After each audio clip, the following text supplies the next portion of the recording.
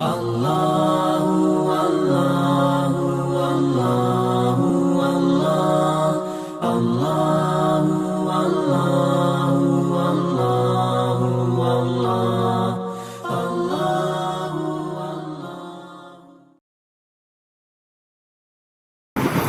میرے اللہ نے کہا روزہ جن پر اثر تھا یمامہ کی جنگ ہو رہی ہے، یہ صدیقی دور میں، ابو بکر صدیق کے دور میں مرتدوں کے خلاف سب سے خوفناک جنگ لڑی گئی۔ مسیلمہ کذاب 1,00,000 کا لشکر اور صحابہ 12,000 اور قائد خالد بن ولید، اور جھنڈا زید بن خطاب کے ہاتھ میں مکے والوں کا، ثابت بن قیس بن شماس کے ہاتھ میں مدینے والوں کا۔ پہلے حملے میں ہی قریش مہاجرین کے قدم اکھڑ گئے اور زید بن خطاب شہید ہو گئے۔ جھنڈا اٹھایا سالم مولا حذیفہ رضی اللہ تعالیٰ عنہ، وہ بھی زخمی ہو کر گر گئے اور جھنڈا گر گیا۔ پھر جھنڈا اٹھایا حبیب رضی اللہ تعالیٰ عنہ، وہ بھی شہید ہو گئے۔ پھر مہاجرین اکھڑ گئے، میدان چھوڑ گئے۔ انصار ڈٹے ہوئے تھے، جمے ہوئے تھے۔ تو خالد بن ولید رضی اللہ تعالیٰ عنہ نے پکارا، برا بن مالک آج میدان ہاتھ سے جا رہا ہے۔ وہ انصاری تھے، تو انہیں انصار کو اکٹھا کیا اور 5 آدمی، برا بن مالک، کعب بن عجرہ، ثابت بن قیس بن شماس، ابو دجانہ، عباد بن بشر، ان 5 آدمیوں نے 3,000 انصار کو لے کر 1,00,000 کے سامنے سیسا پلائی دیوار بنے اور آہستہ آہستہ آہستہ آہستہ ان کو دھکیلتے قلعے کے اندر دھکا دے دیا۔ ان میں ابو دجانہ شہید ہو گئے، عباد بن بشر شہید ہو گئے، ثابت بن قیس شہید ہو گئے، کعب بن عجرہ کا ہاتھ کٹ گیا، اور برا بن مالک نے جا کے دروازہ کھولا۔ اور خالد بن ولید کو اتنے زخم لگے کہ 1 مہینہ بستر پر پڑے رہے، اتنے زخم لگے۔ یہ اتنی خوفناک جنگ تھی۔ جب تھوڑا سا پریشر کفار کا ریلیز ہوا اور ان کے قدم اکھڑنے لگے تو زخمیوں کے پیچھے صحابہ دوڑے، کوئی مر رہا ہے تو بچا لیں، کوئی پانی چاہتا ہے تو پانی پلا دیں، تو زخمیوں کے پیچھے بھاگ رہے ہیں۔ تو ایک صحابی سالم مولا حذیفہ کے پاس پہنچے، وہ جن کے ہاتھ میں جھنڈا تھا مہاجرین کے، تو ان کو ہلایا تو وہ ابھی زندہ تھے۔ انہوں نے آنکھ کھولی، کیا ہوا؟ کہ اللہ نے آنکھیں ٹھنڈی کی، فتح قریب ہے۔ ان کا کب پانی پیو گے؟ پانی پیو گے؟ کہنے لگے میرا روزہ ہے، میرا روزہ، یہ پانی میری ڈھال میں ڈال دے، یہ ڈھال میں پانی ڈال دے، اگر میں افطاری تک زندہ رہا تو میں پی کے افطار کر لوں گا، اور اگر میں اس سے پہلے چلا گیا تو میں اللہ کے نبی کے دسترخوان پہ جا کے افطار کر لوں گا۔ فتح ہوئی تو دوڑ کے پیچھے آئے صحابہ دیکھنے، تو پیسے ہی چلے گئے تھے، افطار کے بغیر ہی چلے گئے تھے، اور یقیناً اللہ نے اپنے محبوب کے دسترخوان پہ انہیں افطار کروایا ہوگا۔ جنہیں پتا تھا کہنے والا کون ہے، انہوں نے یوں روزہ رکھا۔ سانو پتا کوئی نہیں کون آکھی جاندہ، جی بھوک بڑی لگ دی ہے، پیاس بڑی ہو جی رکھیا نہیں جاندہ، ایک جی رکھیا نہیں جاندہ، نماز کیوں نہیں پڑھتے ہو جی پڑھی نہیں جانتا، جھوٹ کیوں بولتے ہو جی کام نہیں چلتا۔ ہر بات کے لیے چھوٹے چھوٹے بہانے لے کے کھڑے ہوئے ہیں۔ جنہیں پتا تھا کہنے والا کون ہے، یوں میدان جنگ میں پیاسے تڑپتے ہوئے اللہ کے پاس پہنچے۔ روزہ افطار کرنے کی نہیں ہوئی مہلت اور اللہ نے بلا لیا۔ اور میرے نبی کی اولاد کا کیا بتاؤں، میرے نبی کے جگر کے ٹکڑے، آنکھوں کی ٹھنڈک، جنت کے پھول، حسین بن علی 12 گھنٹے کا روزہ نہیں تھا، 72 گھنٹے پورے قافلے نے نہ کھایا نہ پیا، بھوکے پیاسے اللہ کی بارگاہ میں پہنچے اور سر کٹ کے نیزوں پہ چڑھ گئے۔ چھوٹے معصوم بچوں کی پیاس سے زبانیں باہر نکلی ہوئی تھیں اور ان کے سر کٹ کے نیزے پر چڑھ ہوئے گواہی دے رہے تھے کہ اللہ کو یوں راضی کیا جاتا ہے۔ لاہور کا تاجر ایک جملے میں کہتا ہے، پھر سود کے بغیر بڑا کاروبار تو ہو نہیں سکتا۔ ریڑھی والا میں اس کو کیا گلا دوں؟ ریڑھی والا کہتا ہے جی جھوٹ کے بغیر تو پھر پھل نہیں بکتا، کاروبار نہیں بکتا، کیا کر؟ یہ گھر کی عورتیں بغیر وجہ جھوٹ بولے جا رہی ہیں، بغیر وجہ جھوٹ بولے جا رہی ہیں، کوئی نفع نقصان کے چکر نہیں، بس ایک عادت ہے۔ اور میرے نبی کا فرمان سچ نجات دیتا ہے، جھوٹ ہلاک کرتا ہے۔ تو میرے بھائیوں بہنوں، ایک امر آ رہا ہے۔ میرے نبی نے رمضان کو کیسے پیش کیا؟ نہ نماز کو، نہ روزے کو، نہ حج کو، نہ زکوٰۃ کو، نہ تبلیغ کو، نہ جہاد کو، نہ ذکر کو، نہ علم کو، نہ تہجد کو، نہ تلاوت کو، نہ سخاوت کو، کسی عمل کو ایسے پیش نہیں کیا جیسے اس کو پیش کیا۔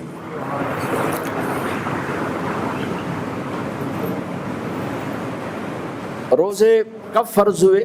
جب آپ مدینہ تشریف لے گئے تو ہجرت کے دوسرے سال۔ پہلا رمضان روزے فرض نہیں، دوسرا ہجرت کا سال، شعبان کی 2 تاریخ اور دن پیر کا، پیر کے دن شعبان کی کیا بھائی 2 تاریخ، اور میرے نبی پر کتب علیکم الصیام کی آیت اتری، اور مہینہ ستمبر یا اگست۔ میرے نبی نے 9 رمضان دیکھے، 9، اور سارے گرمی میں دیکھے، سردی میں نہیں دیکھے۔ ہمارا رمضان گرمی میں ہے، شاید اللہ نے اپنے نبی کا سارا رمضان گرمی میں گزارا تاکہ امت کو پتہ چلے کہ میں نے اپنے حبیب کو بھی پیاس اور بھوک چکھائی ہے، تو تم کیوں نہیں بھوکے پیاسے رہ سکتے اس کی محبت میں، اس کی اطاعت میں۔ 9 رمضان آئے سارے شدید گرمی، چونکہ آپ 20 ستمبر 622 عیسوی مدینہ انٹر ہوئے، 8 ربیع الاول اور نبوت کا 14واں سال یا یکم ہجری کہہ لو، آپ مدینے میں انٹر ہوئے 20 ستمبر۔ تو گرمی تھی شدید، وہ سال ستمبر تک روزہ نہیں آیا، اگلے سال ستمبر تک رمضان آ گیا، اور وہ یوں پیچھے جا رہا ہے، اگست میں جا رہا ہے، جولائی میں جا رہا ہے، جون میں جا رہا ہے، اور جون تک، اور جون میں آپ دنیا اللہ کے پاس چلے گئے۔ آخری رمضان آپ کا جولائی، جو کہ آپ 7 جون کو دنیا سے تشریف لے گئے، تو اس سے جو پچھلا رمضان تھا وہ جولائی کے اینڈ میں ہوگا۔ تو میرے نبی کا سارا رمضان شدید گرمی میں ہے، شدید گرمی۔ اپنی امت کو تسلی دلا دی کہ میں بھی پسینے برداشت کر کے جا رہا ہوں، بھوک پیاس برداشت کر کے جا رہا ہوں۔ تو اب میرے نبی نے رمضان پیش کیسے کیا؟ اب ممبر پر آئے اور کھڑے ہو گئے، ماذا یستقبلکم وماذا تستقبلون، وہ کون آ رہا ہے؟ تم کس کے آگے کھڑے ہو؟ وہ صحابہ پریشان ہوئے، کون آ رہا ہے، کون آ رہا ہے؟ پھر آپ نے کہا ماذا یستقبلکم وماذا تستقبلون، کون آ رہا ہے، کس کے سامنے کھڑے ہو؟ تو نے ادادے ویکھیا بندہ ہی کوئی۔ پھر آپ نے کہا ماذا یستقبلکم، وہ کون آ رہا ہے، کس کے سامنے کھڑے ہو؟ تو عمر رضی اللہ عنہ کھڑے ہو گئے، یا رسول اللہ سن تو کوئی بھی نہیں نظر آ رہا، تو اوحی نزل، کیا کوئی وحی آ گئی؟ آپ نے کہا نہیں۔ عدو حضر، کوئی دشمن آ گیا جس نے آ کے اٹیک کرنے اور ہم تیاری کریں؟ اللہ نہیں۔ تو پھر کیا ہے؟ میرے نبی نے فرمایا رمضان آ رہا ہے، وہ آ رہا ہے کون، وہ آ رہا ہے کون، وہ آ رہا ہے کون، رمضان آ رہا ہے۔ ایسے اللہ کے نبی نے کسی عمل کو نہیں پیش کیا جیسے آپ نے رمضان المبارک کو پیش کیا۔ ساری آسمانی کتابیں رمضان میں اتاری گئیں، روزے کے ساتھ جوڑ ہے کوئی، تورات بھی، زبور بھی، اور انجیل بھی، ابراہیم علیہ السلام کے چھوٹے صحیفے بھی، اور میرے نبی پاک صلی اللہ تعالی علیہ وسلم پر جو کتاب 21 رمضان کو اقرأ بسم ربک الذی خلق اور انا انزلناہ فی لیلۃ القدر پورے قرآن کو لیلۃ القدر میں لوح محفوظ سے لکھوا کر پہلے آسمان پہ اتارا گیا، اور پھر 23 برس میں اس کو اپنے حبیب پر اتارا گیا، اور پہلی وحی بھی رمضان میں آئی، 21 رمضان یا 24 رمضان، دونوں روایت، پیر متعین، پیر کی رات، اور جبریل نے آ کر آپ کو نبوت کی خوشخبری سنائی۔ تو اللہ نے رمضان کو پسند فرمایا، اس کے لیے منتخب فرمایا آسمانی کتابوں کے لیے، اپنے محبوب کو نبوت کی خوشخبری سنانے کے لیے رمضان کو پسند فرمایا۔ اور پہلا دھماکہ کہ اللہ ایمان والوں کے ساتھ ہے، پہلے تو پس رہے ہیں، پٹ رہے ہیں، پس رہے ہیں، پٹ رہے ہیں، قتل ہو رہے ہیں، گھر سے بے گھر ہو رہے ہیں، پھر اللہ نے بدر کا معرکہ قائم فرما کے دکھایا کہ میں ایمان والوں کے ساتھ ہوں۔ وہ رمضان میں 17 رمضان 12 رمضان کو آپ نکلے اور 17 کو معرکہ ہوا، اور جمعہ کا دن ہے، اور اللہ تعالیٰ نے حق کو واضح کیا، سارے کافروں کے سامنے کھل کے بات آ گئی کہ ان کے ساتھ اللہ ہے، اور پھر اللہ تعالیٰ نے اس کو مکمل بھی کیا رمضان میں۔ فتح مکہ رمضان میں ہوا، آپ رمضان کے مہینے میں مکہ میں داخل ہوئے، جہاں سے آپ کو نکلنا پڑا بڑی مشکلوں سے، بڑی تکلیف کے ساتھ۔ اسی مکہ میں اللہ آج آپ کو فاتحانہ داخل فرما رہے ہیں، اور اس کے پیچھے کیا ہے؟ اس کے پیچھے رمضان کا مہینہ، رمضان کے مہینے میں آپ داخل ہو رہے ہیں۔ بھائیو، یہ اللہ کی رحمتوں کو لینے کا عمل ہے۔ اس کی ایک آؤٹ پٹ ہے، وہ کیا ہے؟ لعلکم تتقون، کہ تمہیں تقوی ملے گا، تقوی۔ اب میں ایک جگہ سے اور قرآن آپ کے سامنے پیش کرتا ہوں۔ یا بنی آدم قد انزلنا علیکم لباسا یواری سواتکم وریشا ولباس التقوی ذلک خیر۔ قرآن نے لباس کے 2 کام بتائے ہیں، ایک جسم چھپانا، ستر چھپانا، عیب چھپانا، اور خوبصورت بنانا، زینت۔ لباس ایک ایسی ضرورت ہے جو تھوڑا سا شعور پیدا ہوتے ہی بچہ اور بچی بھی ننگے پن کو محسوس کرنا شروع کر دیتا ہے، کہتا ہے مجھے نکر پہناؤ، مجھے شرٹ پہناؤ، میں ننگا کیسے باہر جاؤں، میں ننگا کیسے باہر جاؤں۔ ہم جو ایک دوسرے کے سامنے بیٹھے ہیں، اس میں بہت بڑا سبب ہمارے کپڑے ہیں۔ ننگا پن نہ انسانیت ہے نہ شرافت ہے۔ جتنے کپڑے مختصر ہوں گے اتنی انسانیت ننگی ہوگی، اتنی تہذیب ننگی ہوگی، اتنا حیا رخصت ہوگا، اتنا شرم مر کے کسی قبر میں جا گرے گا، اور بے حیائی کا راج ہوگا، اور بے غیرتی تہذیب بنے گی، اور زنا ثقافت بن جائے گا، اور ناچ و گانا اور گھنگرو کی چھنکار اور جام کی چھلک، یہ سب اس معاشرے کا حصہ بن جائیں گے جہاں لباس مختصر ہوتا چلا جائے گا عورت کا۔ تو میرے اللہ نے 2 کام بتائے ہیں، تمہارا جسم چھپاتا ہے، عیب چھپاتا ہے، تمہیں خوبصورت بناتا ہے۔ ساری خوبصورتی لباس میں، ننگے پن میں کوئی خوبصورتی نہیں، ننگے پن میں کوئی حسن نہیں، سارا حسن لباس میں ہے۔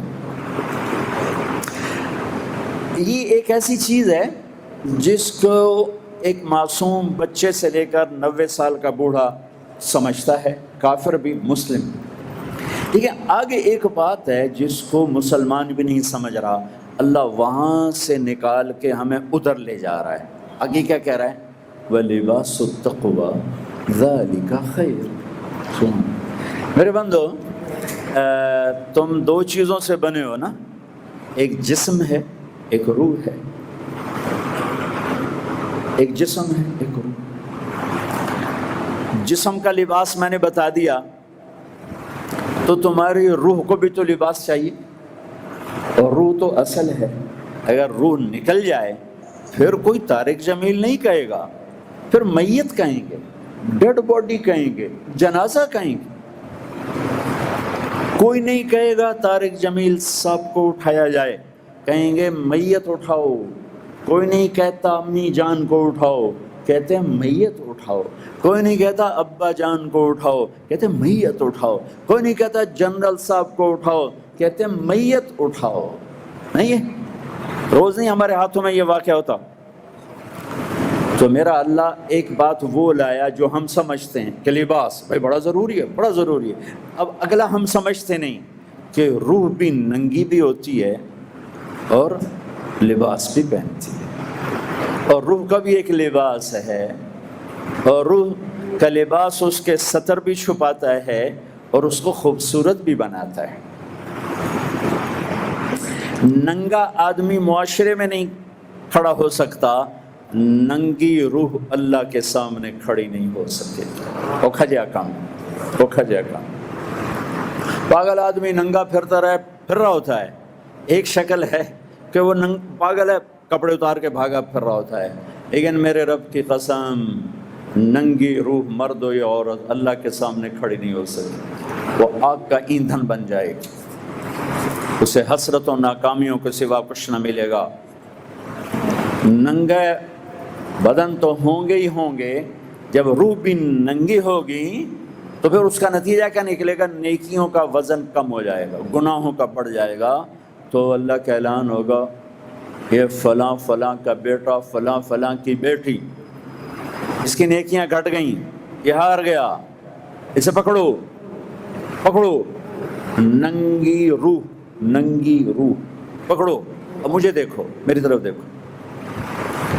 نافرمان مرد ہوگا تو فرشتہ یہاں ہاتھ ڈالے گا، یہاں۔